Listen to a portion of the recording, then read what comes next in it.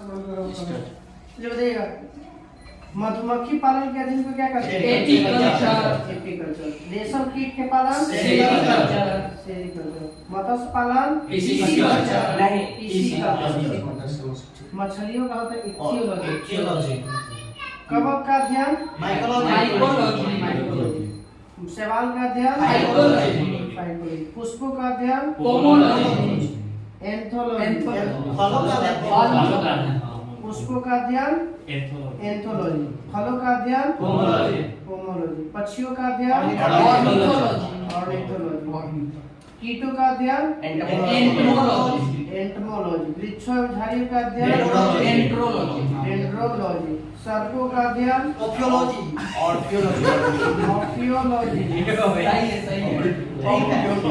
छिपकली का अध्ययन सोरोलॉजी। फूल की खेती बागवानी फ्लोरिकल्चर। फ्लोरिकल्चर। उद्यान विज्ञान का अध्ययन हॉर्टिकल्चर। आनुवंशिकता के जनक मेंडल। जीव सिद्धांत के जनक मॉर्गन। जीव सिद्धांत के जनक D.H. मॉर्गन। उत्परिवर्तन सिद्धांत के जनक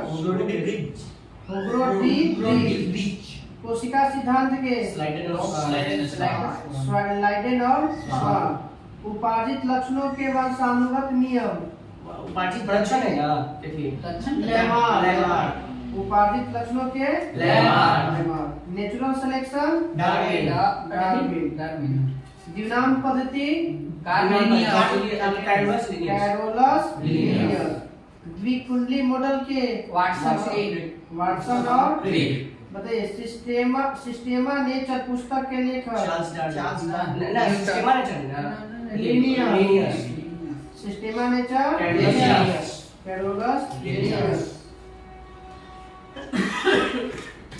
अमोनिया गैस बनाने के लिए कौन सी विधि? हैबर विधि। उत्प्रेरक के रूप में क्या डालते हैं इसमें? अमोनिया में लोहा के चूर्ण।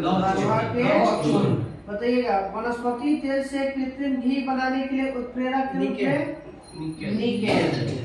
सल्फ्यूरिक अम्ल बनाना है तो कौन सी विधि का प्रयोग करते हैं?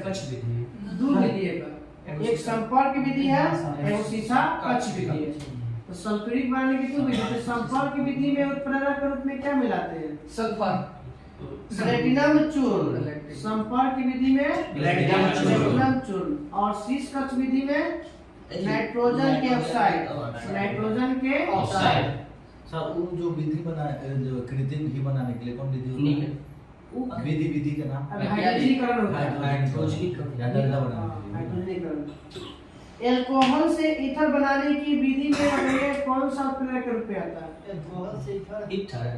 गर्म एल्यूमिना।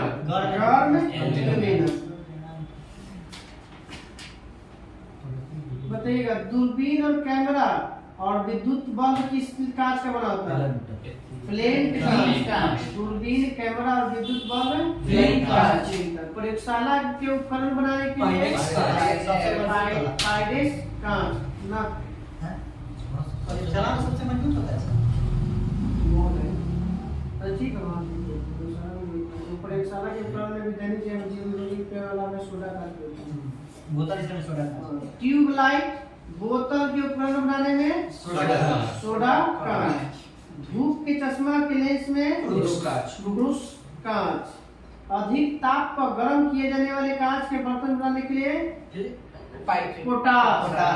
अधिक तापमान को सहन करने के लिए कांच का बर्तन बनाने के लिए पोटास कांच।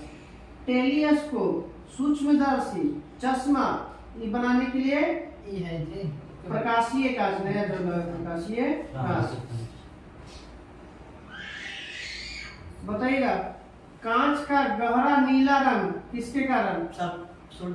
कोबाल्ट ऑक्साइड के कारण। कांच का रंग नीला हरा बनाना है तो कांच का फेरस ऑक्साइड या सोडियम क्रोमेट। फेरस ऑक्साइड या sodium chromate ferrous oxide. Cement का मुख्य तत्व है सिलिका एंड लाइम चूसिए, चूना, सिलिका और एल्यूमिना। लाइम सिलिका बोले जीव द्रव का नामकरण पुरकिंजे पुरकिंजे। जीव द्रव जीवन का भौतिक आधार है। किसने कहा था? हेक्सले। हेक्सले। किसने कहा था? हेक्सले। मक्खी का वैज्ञानिक नाम डोमेस्टिका मस्का डोमेस्टिका। मस्का डोमेस्टिका। गाय का वैज्ञानिक नाम बोस इंडिका। बोस इंडिका। कुत्ता का वैज्ञानिक नाम कैनिस फेमिलियरिस। कैनिस फेमिलियरिस। बिल्ली का वैज्ञानिक नाम फेलिस डोमेस्टिका। मेढक का वैज्ञानिक नाम राना टिग्रिका। अंग्रेजी नाम। कोशिका सिद्धांत अभी हो गया है। जीव द्रव का लगभग कितना प्रतिशत भाग जल होता है? 80-90%। जीव द्रव में प्लाज्मा का मामला है 90% पानी। हाँ 65 से 99%। जीव द्रव में अकार्बनिक और कार्बनिक यौगिक का अनुपात 21 100 करना तो फिर 81 अनुपात 19। जीव द्रव में अकार्बनिक और कार्बनिक यौगिक का अनुपात 81 अनुपात 19। अकार्बनिक ज्यादा, कार्बनिक कम। बताना है कि साइटोलॉजी में किसका अध्ययन किया जाता है? कोशिका का अध्ययन। हिस्टोलॉजी में किसका अध्ययन किया जाता है? ऊतकों का। प्रोकैरियोटिक के एग्जांपल दो बताइए। जीवाणु और नीलहरित शैवाल। जीवाणु और नीलहरित शैवाल। बताइएगा कि कोशिका भित्ति किसका बना होता है? जीवाणु की कोशिका भित्ति जीवाणु। कवक की कोशिका भित्ति जीवाणु के पेप्टिडोग्लाइकोन का। जीवाणु का कोशिका भित्ति पेप्टिडोग्लाइकोन। बताइए कोशिका झिल्ली किसका बना होता है? कोशिका झिल्ली लिपिड की बनी होती है। कोशिका झिल्ली लिपिड की बनी होती है।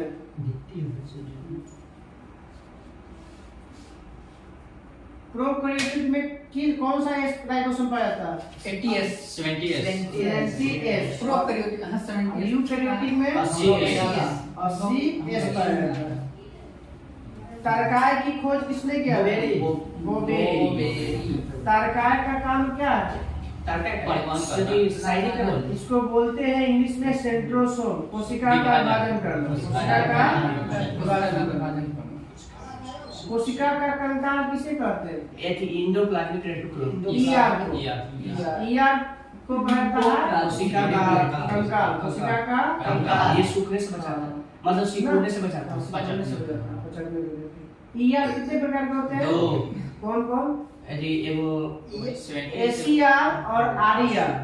Smooth endoplasmic reticulum, rough endoplasmic reticulum. Protein एकरा पर आरईआर। राइबोसोम जो होता है आरईआर में, और स्मूथ में होता है चिकना वाला वसा और कुछ हो वसा से चिकना संबंधित वसा। बताइए कि आरएनए किसका बना होता है? न्यूक्लिक एसिड का। राइबोन्यूक्लिक अम्ल और प्रोटीन का बना होता है। उनमें तो ये प्रोटीन का अम्ल सही है। अच्छा डीएनए कहाँ पाया जाता है?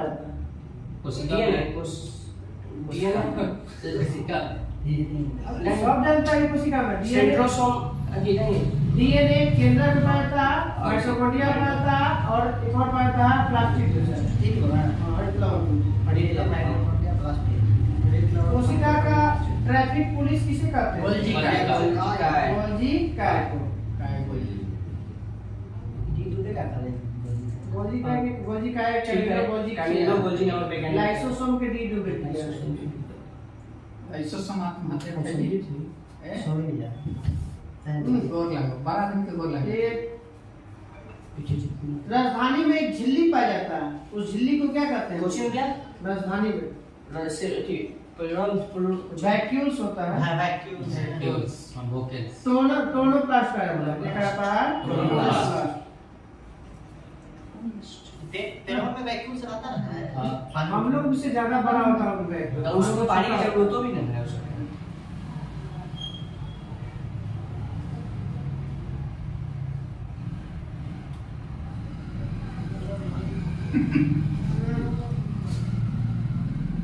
कोशिका विभाजन के समय क्रोमेटिन सिकुड़कर अनेक मोटे छोटे धागे के रूप में संगठित हो जाता है।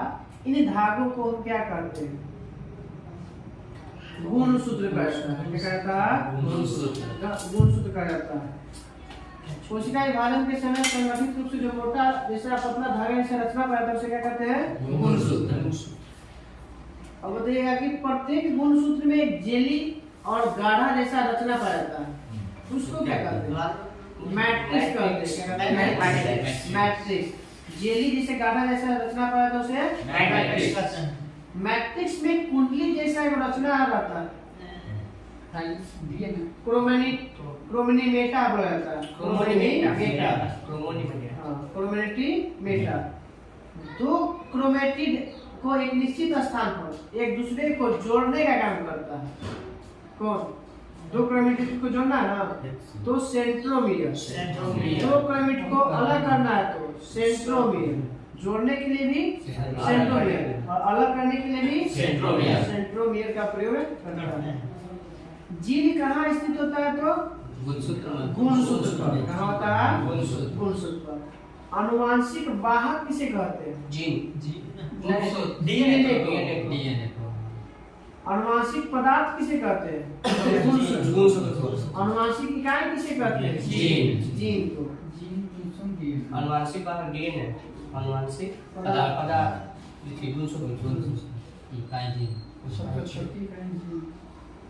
गुणसूत्र के वंशागत का सिद्धांत किसने दिया था? सूटन और बोवेरी ने। सूटन और बोवेरी। केंद्रक की खोज किसने किया था?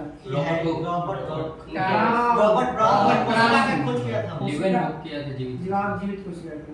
केंद्रक की खोज तारकाय की खोज बोवेरी। गोल्जीकाय की खोज कैमिलो। अल्ट में अति माइटोकॉन्ड्रिया की खोज अल्टमैन। क्रोमैटिन की खोज फ्लेमिंग। आरएनए कितने प्रकार के होते हैं? तीन प्रकार के। एमआरएनए, आरआरएनए और टीआरएनए। आर, टी और एम। आरएनए, टीआरएनए और एमआरएनए। आर का हो गया राइबोसोम। राइबोसोम पर लगा रहता है प्रोटीन का संश्लेषण करना है। टी आ रहा है ट्रांसफर करना है प्रोटीन के संश्लेषण में। एम जो होता है मैसेज पहुंचाता है। क्या पैसा बनाना है?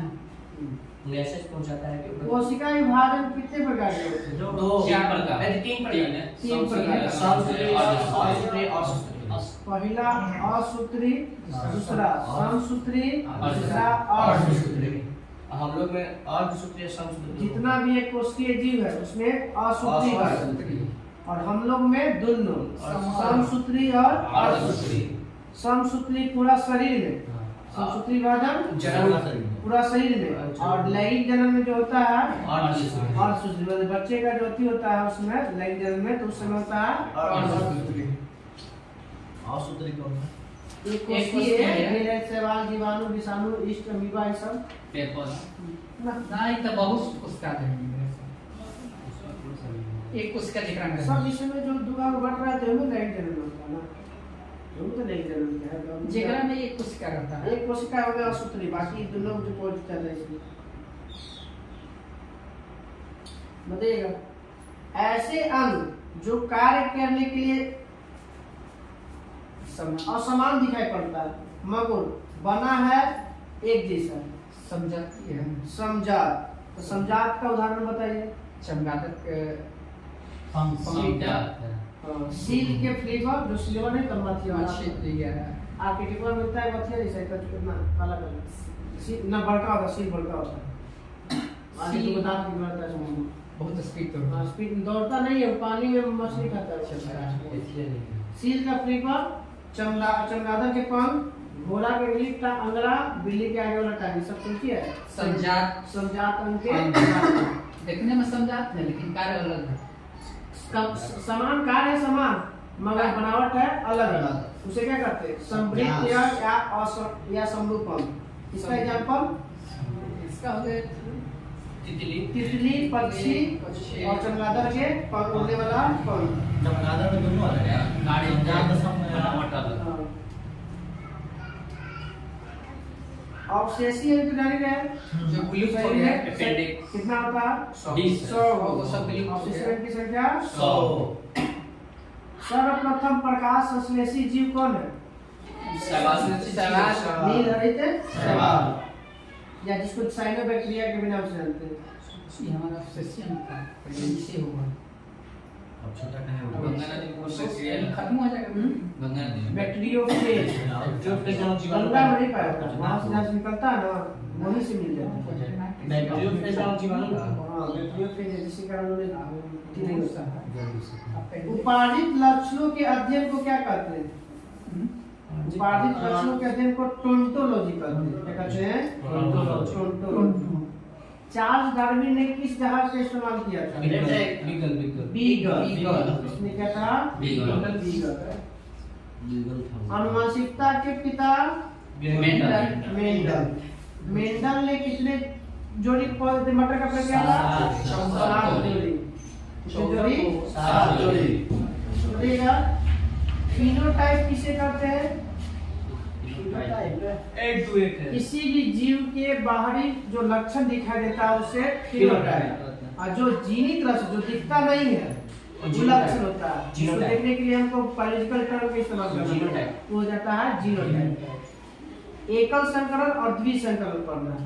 तो बताइए एकल संकरण में फिनोटाइप का अनुपात कितना था एक टू एक है 3:1 3:1 एक। एकल संकरण में जब लिया था ये वो लंबा पौधा है वो घना पौधा लिया था तो उसमें फिनोटाइप का अनुपात 3:1 और इसमें एकल संकरण में जीनोटाइप का अनुपात 3:1 में एक ओरिजिनल में ना बात है 1:2:1 एकल संकरण में फिनोटाइप 3:1 और जीनोटाइप का अनुपात 1:2:1 2:1 अब आते हैं डबल में वो पूछता है कि द्विसंकरीय में डबल एच वाला में इसमें फिनोटाइप का अनुपात 9:3:1 फिनोटाइप और उसमें आ जाते हैं तो जीनोटाइप में डबल संकरीय में तो 1:2:1 फिर एक और छूट जाएगा हाँ फिर 4:2:1 और 2:1 टोटल बोली तो ऐसे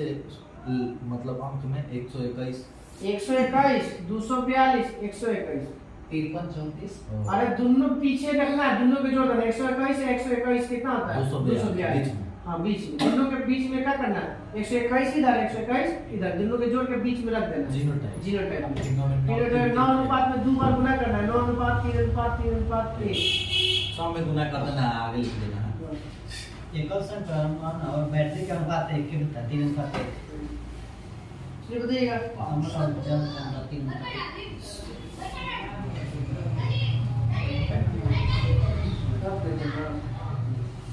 यहाँ नाम एक क्यों रहता है